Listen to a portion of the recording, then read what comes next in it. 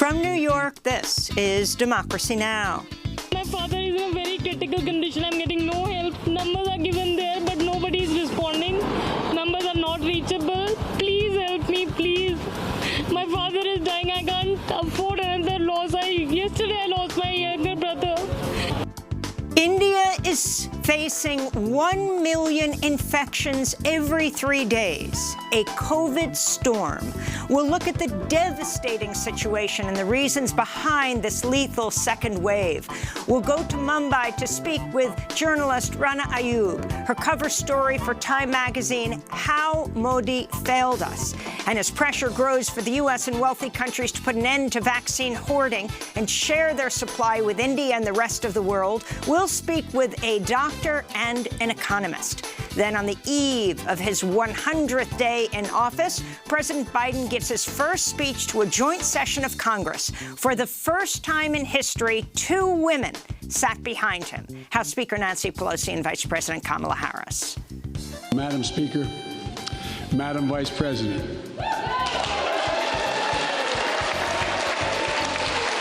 No president has ever said those words from this podium. No president has ever said those words, and it's about time.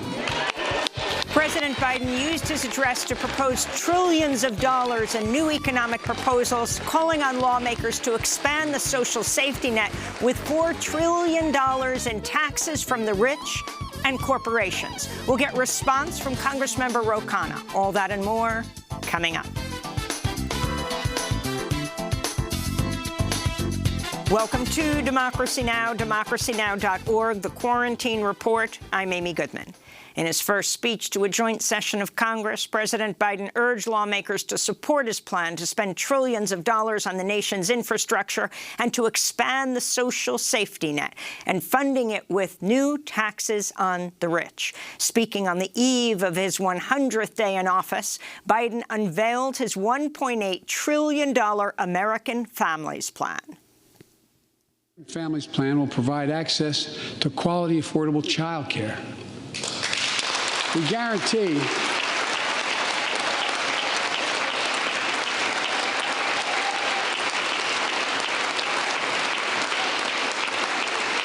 when I'm proposing the legislation, we guarantee that low and middle-income families will pay no more than 7% of their income for high-quality care for children up to the age of 5.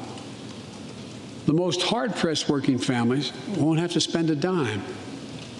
Third, the American Families Plan will finally provide up to 12 weeks of paid leave and medical leave, family medical leave. Biden was speaking before a room of 200 that holds 1,600. They were wearing masks and were socially distanced. He also condemned systemic racism and called on lawmakers to pass the George Floyd Justice and Policing Act. On the foreign policy front, Biden repeated his vow to end what he called the forever war in Afghanistan. He also referenced China 4 times. We're in competition with China and other countries to win the 21st century. The evening also marked a historic first.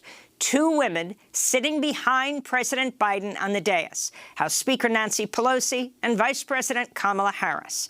To mark his 100th day in office, President Biden's heading to Georgia today, where he'll meet with former President Jimmy Carter. A public health catastrophe. Officials have announced about 3,600 people died of coronavirus Wednesday, but that figure is believed to be a vast undercount. Another 380,000 new cases were confirmed as India's health system is nearing collapse with a massive surge in patients and a shortage in oxygen. In New Delhi, makeshift crematoriums are being set up in parks and parking lots. Despite the surge, elections are going ahead in West Bengal, where Prime Minister Narendra Modi has held large political rallies despite repeated warnings from public health experts.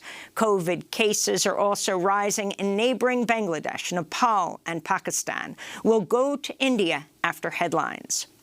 A warning: the following headlines contain graphic details of hate crimes and police killings. Here in the U.S., federal prosecutors have indicted 3 white men in Georgia for hate crimes and attempted kidnapping in connection with the death of Ahmaud Arbery, the 25-year-old black man who was chased down by the men and shot to death while he was out for a jog last year. The men, retired police officer Greg McMichael, his son Travis, and their friend William Bryan, already face numerous charges in Georgia, including felony murder.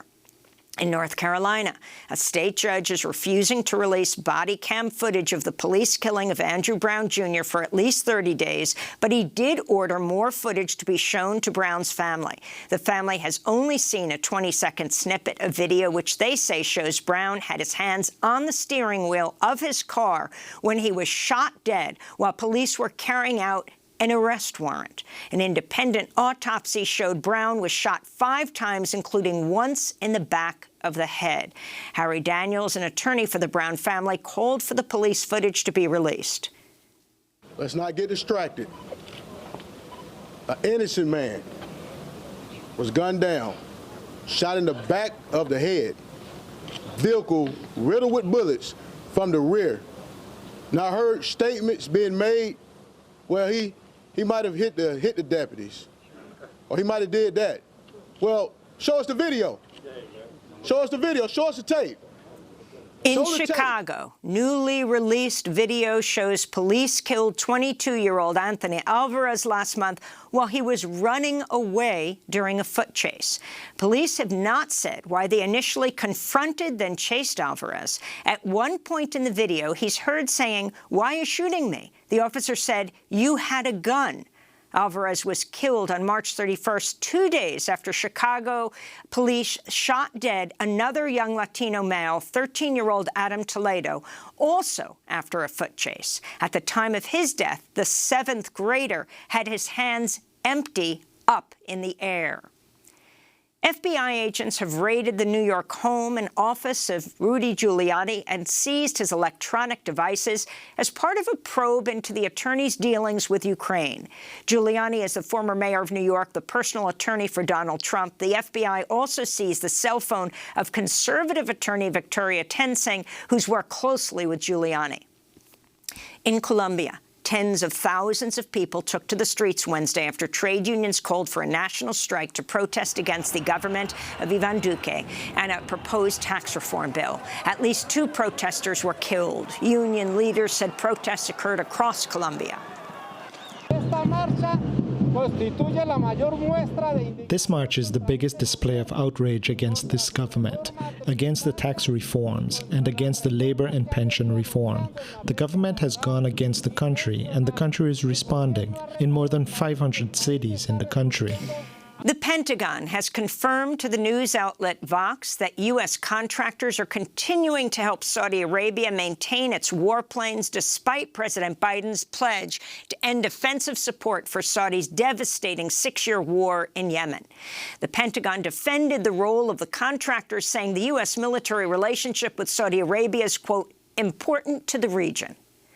Press freedom groups are calling on Israel to release Palestinian journalist Ala al-Rimawi, who was detained a week ago when Israeli authorities raided his home.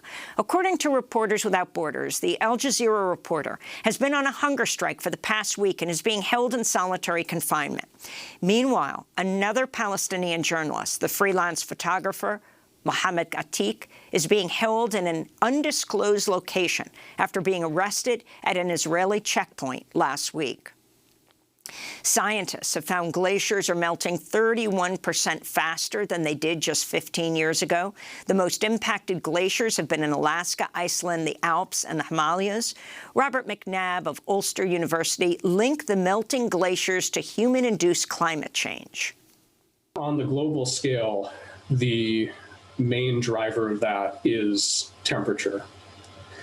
And it's hard to separate the fact that the temperature is what is causing the melt with the fact that humans are, by and large, causing the increase in temperature. In other climate news, the Senate has voted to reimpose Obama-era regulations on methane emissions from oil and gas wells. The vote reverses a move by the Trump administration to weaken the rules on methane, which is 84 times more potent than carbon dioxide. President Biden's nominated Houston area Sheriff Ed Gonzalez to be the next head of Immigration and Customs Enforcement, ICE. Gonzalez was a vocal critic of the Trump administration's immigration policy, speaking out against ICE raids and the separation of families at the border. In 2017, he ended Harris County's involvement in ICE's 287G program, which deputizes local law enforcement officers to perform the functions of federal immigration agents within local jails. In Arizona, Republican Governor Doug Ducey has signed a sweeping anti-abortion bill that makes it a felony for doctors to terminate pregnancies because of a fetal genetic defect such as Down syndrome. The bill's language is so broad it could also lead to charges against nurses and other staff at health centers. Arizona State Representative Diego Espinosa blasted the new law, saying it's, quote, anti-families, anti-woman, and anti-doctor. Meanwhile, in Ecuador, pro-choice activists celebrated in Quito Wednesday after Ecuador's high court decriminalized abortion in cases of rape. And Native American activists are calling on CNN to fire commentator, former Republican Senator Rick Santorum, over remarks he made to an ultra-conservative student conference. We came here and created a blank slate. We birthed a nation from nothing. I mean, there's nothing here. I mean, yes, we have Native Americans, but candidly, that there isn't much Native American culture in American culture. The National Congress of American Indians criticized CNN for not firing Santorum. The group's president, Fawn Sharp, said, quote, televising someone with his views on Native American genocide is fundamentally no different than putting an outright Nazi on television to justify the Holocaust. And those are some of the headlines. This is Democracy Now!, democracynow.org, The Quarantine Report. I'm Amy Goodman, joined by my co-host Nermeen Sheikh, also here in New York. Hi, Nermeen. Hi, Amy, and welcome to our listeners and viewers around the country and around the world. Well, a warning to our viewers. Footage in this segment will include highly disturbing images. India's topped 18.3 million COVID-19 cases after adding 1 million new cases in just the past 3 days. At least 205,000 deaths have been reported since the start of the pandemic. Over the past day, 380,000 new infections and more than 3,600 deaths have been reported, both record highs. Researchers say the true toll of the pandemic is likely exponentially higher. In India's capital, New Delhi, one COVID-19 death is being reported every 4 minutes. Makeshift mass cremation facilities have been set up in parks and in parking lots, with rows of bodies being burned on funeral pyres. The hospital's overwhelmed. Some patients have been turned away, left to deal with their infections on their own. My father is in a very critical condition. I'm getting no help. Numbers are given there, but nobody is responding. Numbers are not reachable. Please help me, please. My father is dying. I can't afford another loss. Yesterday I lost my younger brother. Vital supplies are coming into India from around the world, including the United States, but the country still faces dire shortages. The need for oxygen is not like that of food or water, that it can hold up for a few hours and then be given. It can't even be held up for a few minutes. That was Dr. D.S. Rana, head of nephrology at a New Delhi hospital. As a surge of infections continues, health officials warn more than 8 million people are expected to vote in state elections in West Bengal and could make the region a new epicenter of the virus. Less than 2% of the Indian population of almost 1.4 billion has been fully vaccinated since the rollout started in January. Authorities will open up vaccine eligibility to all adults on May 1st. But the massive problem is the lack of vaccines.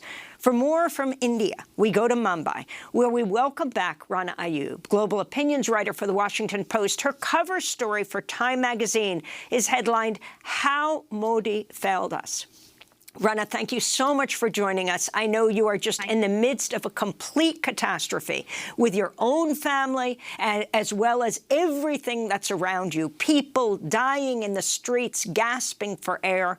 Can you describe the situation for us and then put it in that political context of how this second surge, this COVID storm, 1 million people every 3 days being infected, happened? It is devastating, Amy. It is just devastating. The images that you witness outside hospitals, outside crematoriums. I mean, I can give you an example. There was a news report today that the wood that is being used to burn the funeral pyres is exhausting. There are more bodies than wood in crematoriums. I just got a video from a journalist with whom I've been interacting. He has sent me a video of 70 bodies just lying outside one single crematorium. And the feeling that I'm getting from speaking to a lot of people, a lot of journalists, local journalists, health officials, is that the death toll in India is anywhere between 15,000 to 10,000. That is at least 10 times higher than what the Indian government officials are saying. Last evening, my family, which is in rural India, my maternal family in Azamgarh, 7 members of my family tested positive. The doctors have told him they're not COVID positive. My uncle was critical last evening as his oxygen went to 70. And me with my privilege and my contacts and my access, had to put out a tweet on social media to get him a bed. Now, I did manage a bed for my uncle, but others in the country, especially in rural India, are not fortunate. I spoke to a district magistrate of a rural town in Uttar Pradesh, and he said there are more dead bodies coming in than there are patients. There is devastation everywhere. Yesterday, the Indian Medical Association called Narendra Modi, the Prime Minister, the super spreader. And this is the Indian Medical Association. The Madras High Court has said that the Election Commission of India, which is basically taking orders from Narendra Modi, should be held account, which should be charged for murder. This is the Madras High Court. And the highest surge in cases right now are from West Bengal, where the Prime Minister and the BJP decided to hold the elections in 8 phases. Which is why we say that this is where Modi has led India. And despite all of this, this country is not stopping. I mean, instead of stopping these deaths from happening, instead of stopping this devastation, this country wants to stop journalists from reporting. That's what they're doing right now. That's what they're prioritizing. They have written to Twitter to stop journalists from tweeting, and they have blocked 52 accounts on social media. Yogi Adityanath, who's the chief minister of the largest state in India, has sent out a message that no hospital should put out SOS for oxygen, and if they do this, then they will be charged. A young boy, was begging for oxygen for his father on social media. He has been charged by Uttar Pradesh police. That's the level of devastation in this country. It's exhausting. I mean, I have barely slept 7 hours in the last 3 days, and I don't think many of my journalist friends have slept, because every minute there is a SOS message from a relative, a friend, or an acquaintance begging for a hospital bed or oxygen. There's not a single family in India that has not heard of a death of an acquaintance or a friend or a relative or their immediate relative. That's what it is, Amy. And Rana, one of the reasons that this catastrophe has been brought so sharply into both global and obviously domestic view is that, as you say, not a single family has been unaffected, that is rich and poor alike. But as you also point out, what's going on in rural India, your family included in Azamgarh, what's happening in rural India has not received as much attention, where there are many people dying without even knowing what illness they're dying from. So could you talk a little bit more about what's happening in rural India and how this illness spread to villages across the country? So Narmeen, the carnage actually at this point of time, which I have chosen to call a carnage, is now unfolding in rural India because a lot of these migrant workers have traveled back from the cities to the villages, and the villagers have been sick. The reason why it is spreading is whenever a villager, for instance, the villagers that I have spoken to in rural India, including my own family, when they went to the local doctor, he said, you have got typhoid or malaria. They're not calling them COVID or coronavirus because the people do not even know what coronavirus is. They don't even know what a vaccine is. A lot of them don't even know what an antigen test is. For instance, when I called my uncle and asked him to get an antigen test, he said, what's an antigen test? And when he went to the doctor said, I'll give you medication and the oxygen level will kind of go up. That's the level of misinformation in our villages. There are no doctors. There is no electricity. How do you expect the hospitals to function? There is devastation. And there is nothing which is being done to make sure that the virus is not spreading. In my own family, there are 8 cases. There is no social distancing happening in the villages.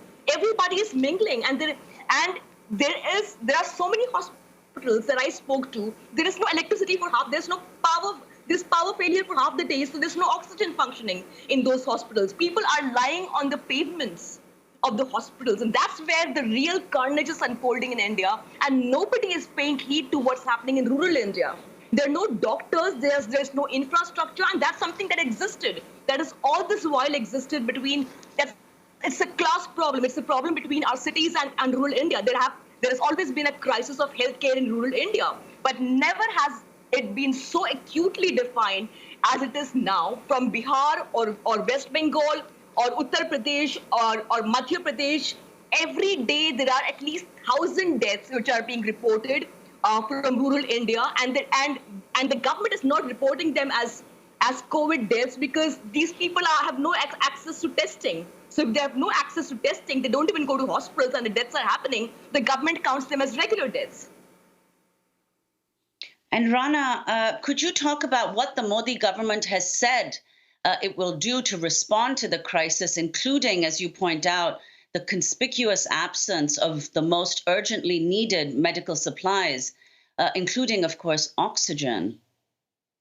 Well, the Modi government, Mr. Modi in his speech the last time had said that he will make sure that oxygen reaches every part of the country. But you will be able to solve a problem when you acknowledge the problem. Today, the Health Minister of India, Mr. Harshvardhan, went on television and said the mortality rate in India is only 0.3%, and that it is much, much lower than the rest of the world. When you refuse to acknowledge a problem, when you refuse to acknowledge that there are dead bodies lying all over the country, including miles away from the Prime Minister's residence, how will you solve the problem? There is a problem of oxygen. Today, India has refused help from the United Nations. That's the hubris of the Prime Minister because he does not want to be seen as taking help from the United Nations. In fact, it has been told that the new parliament building that is being built in Delhi, prime focus will be given to building the new parliament building. Is that our immediate priority?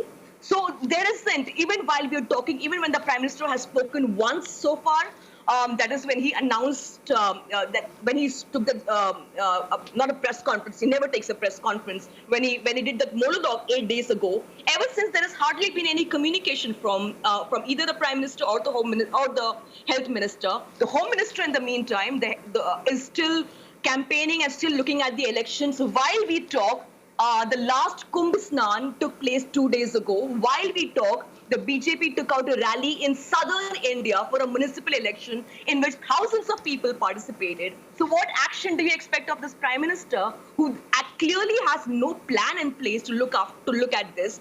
International help is pouring from various countries. Canada has offered generous help, so has the United States. But it's too little, too late. We still need a lot of help. This is too little for now.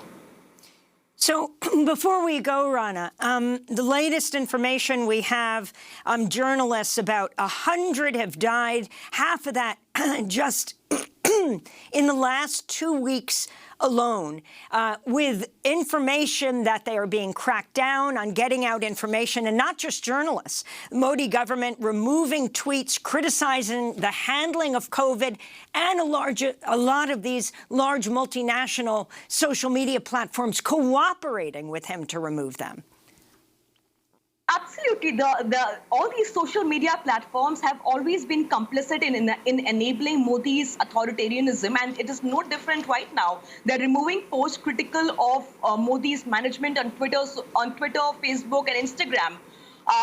And journalists should be vaccinated, and journalists are not being vaccinated.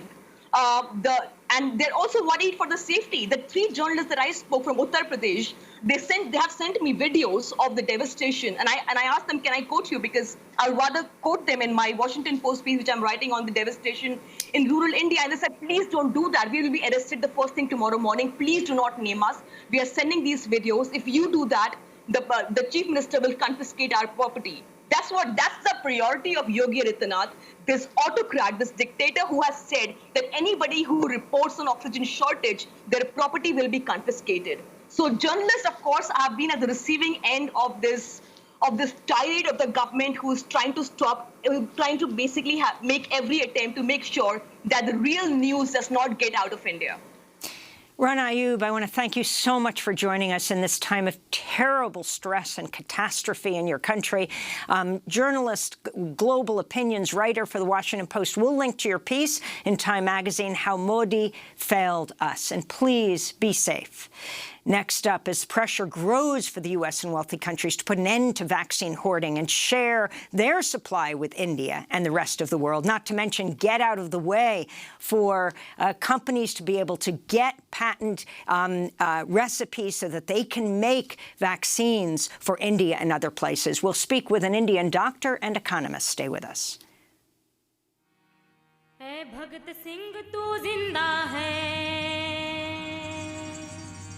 ऐ भगत सिंह तू जिंदा है हर एक लहू के कतरे में ऐ भगत सिंह तू जिंदा है हर एक लहू के कतरे में हर एक लहू के कतरे में इनकलाब के नारे में इनकलाब के नारे में इनकलाब के नारे में हर एक लहू के कतरे में इनकलाब के